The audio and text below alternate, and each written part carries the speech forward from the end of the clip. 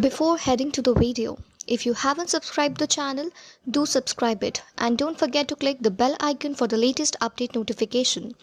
If you like the video, do like, comment and share. Stay tuned with learnbay.co. Happy learning!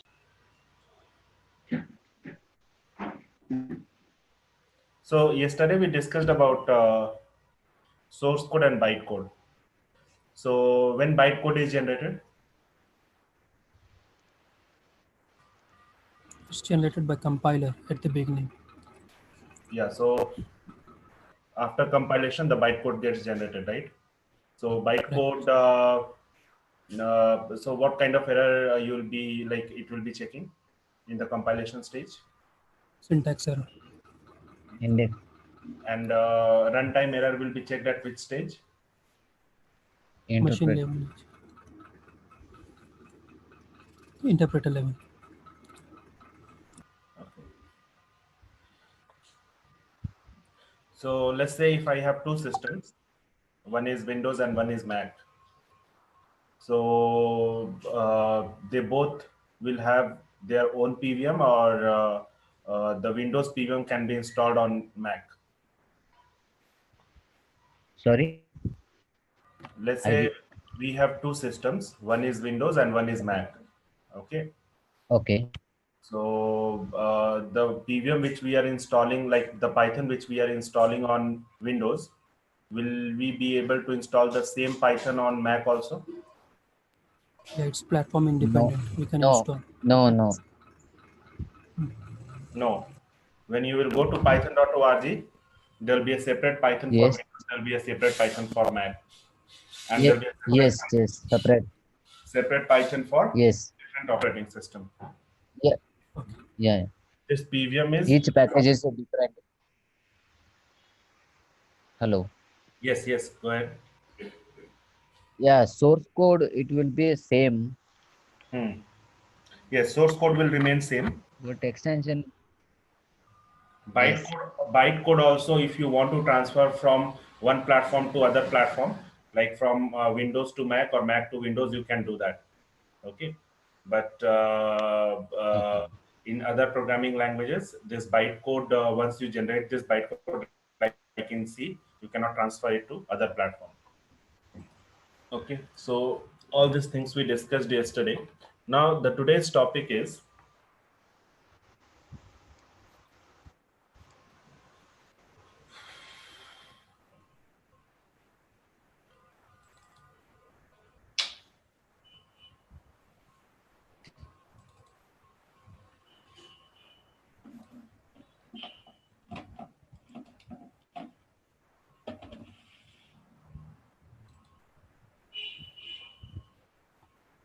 so today we will discuss about the different data types.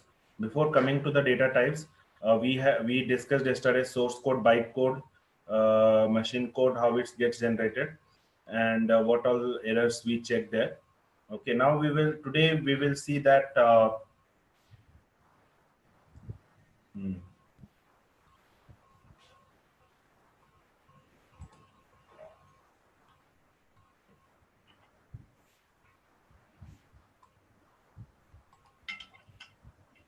Today we will see that how a Python program runs internally. Okay, so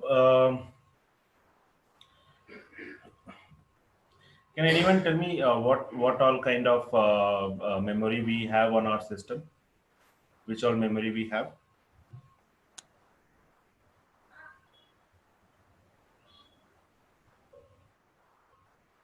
One is primary, Secondary.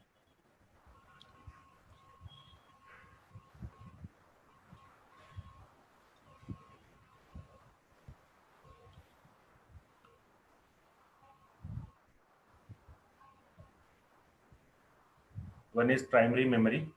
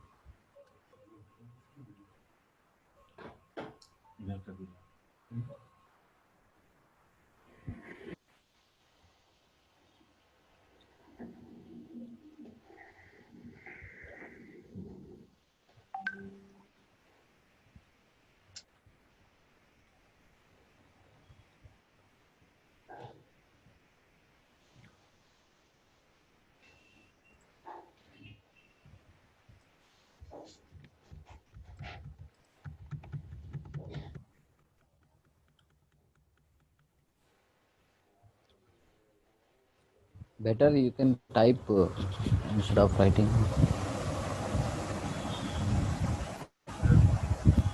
Today it was working fine. Today there is some problem with this pen.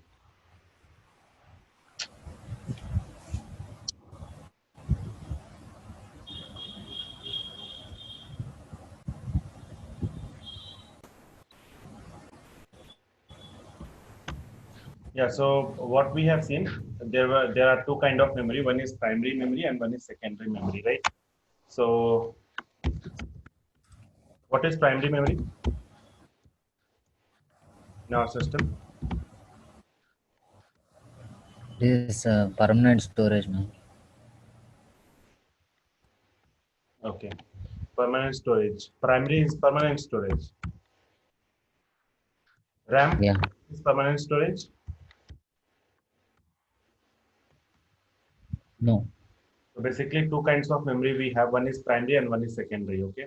So primary memory is used for running a program. That is RAM. RAM is a primary memory, and secondary memory is ROM, like hard disk you have on your system. That is the secondary memory, and that is used for the permanent storage. Okay. So whenever you write a program or whenever you run a program, so where exactly it runs? Any idea? It will run from ROM. Anyone?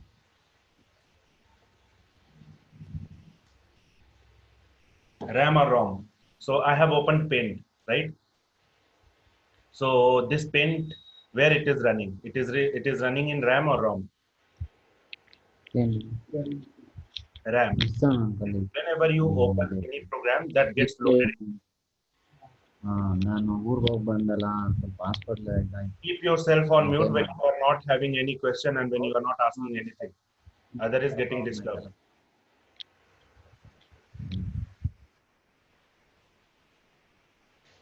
So RAM is the primary memory where the program gets loaded, and whatever task you will do for that particular program, or let's say if you're writing any program of summation of two numbers, right? A is equal to 10, B is equal to 20, then these values will get stored in the RAM. And once you close the program, after doing all the tasks, once you close the program, let's say once I will close this Paint and I'll save it, so it will get stored in the secondary memory, which is ROM. So that is the permanent storage. Okay. So secondary storage or ROM is basically used for the later use purpose. Okay. So let's say if you want to refer it back, so you can go there and you can open it, reopen it, and then you can refer it back. But when you will open it, it will get immediately loaded into the RAM because currently it is running. Why we do that? Because RAM is faster than ROM, and CPU directly interacts with the RAM memory. Okay. Now, inside RAM, which is the first program which gets loaded? What is the first program which gets loaded?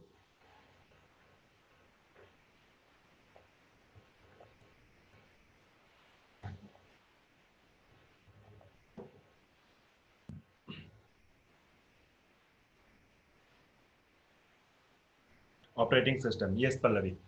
Correct. So operating system is the first program which gets loaded into the RAM. So whenever you boot your system, the operating system is the first program which gets loaded into the RAM.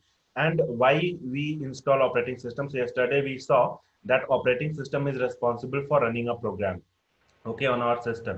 So operating system basically it's the kernel and it allocates the memory for other programs on your system. Okay. So let's say, for example,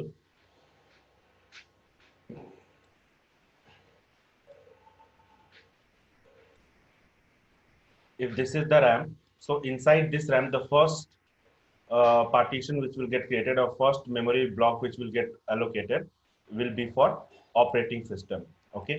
Now this is the reason whenever you open your system, if you will check the system properties, let's say if you have a RAM of size 4 GB, so it will show some less memory, 3.8 or something like that. Okay. So where the other memory goes, so the other memory gets allocated to the operating system. So operating system gets loaded into the RAM first, and then this operating system is responsible for running other program. Let's say if you will start Paint, right? So then Paint will get allocated. So for some means in this RAM, some memory will get allocated for Paint, and whatever task you will do here in the Paint, so all this task will get saved or will be referring or it will get created inside this memory only. Okay, so everything is happening here. It will not go and access any memory block outside of this. Yes, if it is required, the more memory will be allocated for this later. That is the task of OS. Similarly, let's say if you are running any Python program, I have written one Python program. Let's say the name for that Python program is f1.py. Name for this Python program is f1.py. Okay, this is my Python program. So I am running this program. So when I run this program, whenever you will click on run this program, so some memory will get allocated for this particular program by the OS into the operating system. Okay, so let's say this is the memory block of F1. Okay, now whatever variables, whatever data you have taken, these all data, these all variables will get stored in this location. Now we need to deep dive into this smaller memory block, this smaller one, this smaller memory block, and we need to say that what all values get stored here. Okay, so how a Python program runs inside this memory. So what I will do, I will enlarge this smaller part. Okay, so let's say this smaller part, this F1 memory block is something like this. Okay, now inside this, the 4 area gets created. The first area is the code area. The first area which will get created here will be the code area. Okay, and next area will be variable area.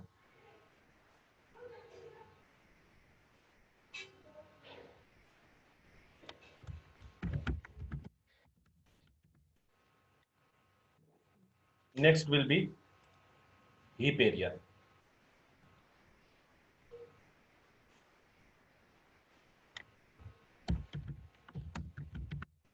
And last will be stack area.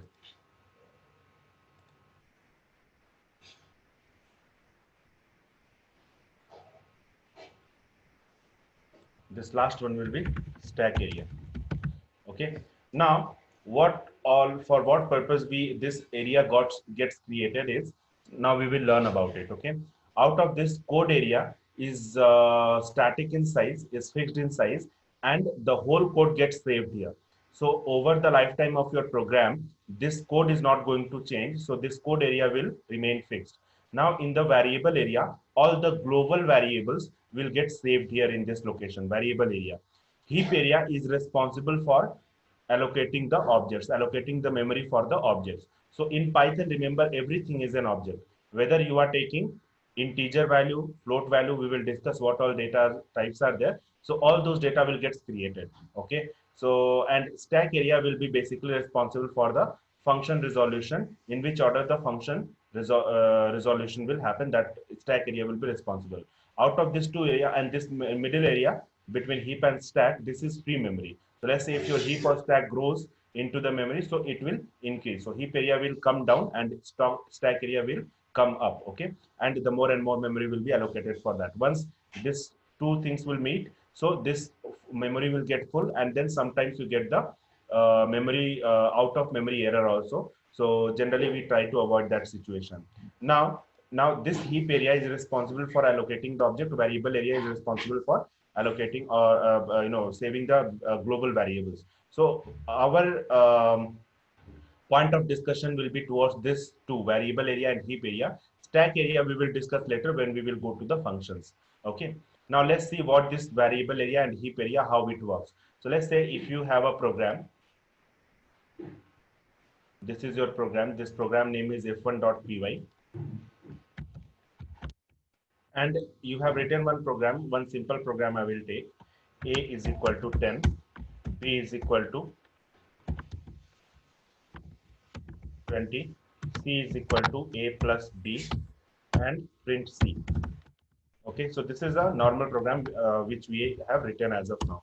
Now, how this memory will get allocated, how the memory allocation will happen in the heap area and stack area. Now, what I said, 10, 20, all these things are the objects. A, B, C, all these things are the variables. Okay, so these variables will get stored in the variable area. These objects 10 and 20 and then A plus B, which is 30, will get stored in the heap area. Okay, so let's see how it happens. So let's say this is the 2 sections we are discussing right now. One is variable area and one is heap area.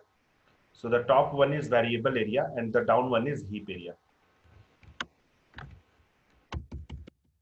down one is heap area. Okay. Now in the top variable area, what will happen? So Python codes gets executed sequentially. Okay, it will start from top and then it will keep on executing from top. It will follow top to bottom approach, right? So it will first execute the first line, then it will come to second line, third line, and so on. Now when it will come to the first line, so whenever you have this kind of expression, so first the right hand side expression will get executed in a single statement. Right hand side expression first will get executed, and then the left hand side. Okay, now in this, the right hand side, we have this 10 object, right? So this 10 object, since it is an object, there is no operation, so it will save this 10 object into the heap area. So let's say this, since 10 is the object, so this 10 got saved in the heap area, and it will have one memory location. Let's say the memory location for this is X. Okay, once it is saved now, so right hand side execution is done. Now it will allocate this to A. Now this A is just a reference variable which is pointing to 10. Okay, so what will happen, when this A will get saved in the variable area and it will be pointing to the X. Okay, so A is referring to X. Okay, now it will come to the line number 2, B is equal to 20. Now this 20 will get saved there in the heap area. Okay, and this will have let's say the memory for this is Y. Okay, now this Y is again the memory address of 20. So 20 is saved, right hand side execution is done, this will get allocated to B, so B will be basically pointing to Y. Okay, B will be pointing to Y. Okay, now what will happen, it will come to the line number 3, it will do C is equal to A plus B. So A plus B first it will do. So while doing A plus B, first it will go and check whether A is available in the variable area or not. Yes, it is available. Now it will check what is the ID for this. The ID for this is X. So it will go to the X address in the heap area and it will access this value 10. Then after this 10 is placed in place of A plus B, it will check B is available. Yes, what is the ID? Y. Now at this Y ID, what is the value? So the value is 20. So now it will do 10 plus 20, which is 30. So now 30 is the new object. So this 30 will get saved in again in the heap area. And let's say the memory address for this is Z. Okay. Now once it is done, so this G address will be allocated to C. So let's say this is C variable, which is created, and the memory address for this is Z. So C is pointing to Z. Now it will come to line number 4, print C. So it will check what is the ID of C, and it is the ID of C is Z. It will be returned there. It will be written here, and it will access the value at Z location. It will print 30. Okay. So this is how a memory allocation happens for in a normal program. Now how it happens in functions, how it happens in classes, objects, when we will go to those topics, we will discuss it there. Let me know if you have any question over here.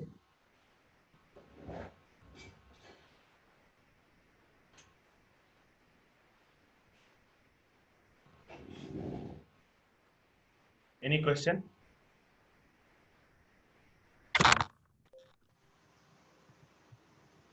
No. Okay, fine. So now we have discussed how this program is, running internally. Let's move to the next topic. Python is dynamically typed programming language. Okay. So what do you mean by Python is dynamically typed programming language? So yeah, okay. So let's see that program. We will execute this here. You can download this Thorny editor. Okay. In this Thorny editor, you can see there is the heap area, variable area, and even you can invoke stack area also. Go to view and click on stack. This stack area will get invoked. Now you will be able to see the function in the order in which they are getting called.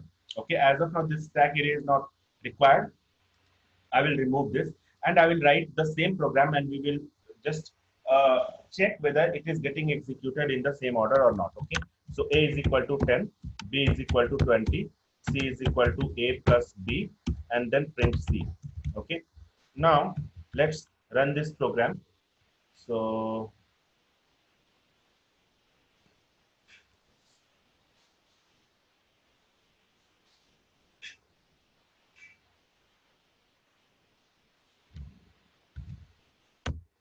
okay.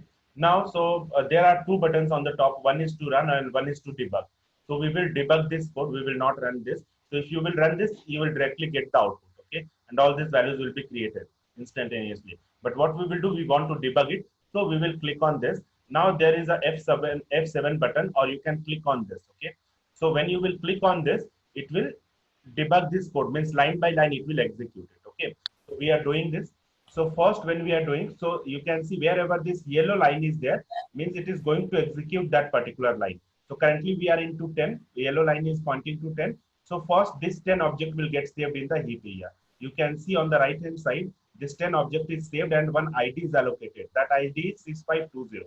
Now the next step is this A will get saved in the variable area and A will be pointing to this ID, right? So let's see that, yes. So now the same thing, it has been happened here. Now second line when you will do that, so 20 will get saved in the heap area, and then again B will be saved in the variable area and B will be referring to this ID. Okay. Then now C is equal to A plus B. So first it is executing right hand side. It will check ID of A. ID of A is this. ID of B is this. Now it will access the value internally and then it will do the summation. It has created a new object 30. The ID for that is 660. That ID is returned here as a value of C. Means C is pointing to this ID. So C is created in the variable area. It is pointing to this ID. Okay. Now next we are printing C. So here the C address will be accessed, and then the value over at this particular address will be printed. Okay. So now if you will see the output, it has created 30 down. You can see here the output is 30. Okay.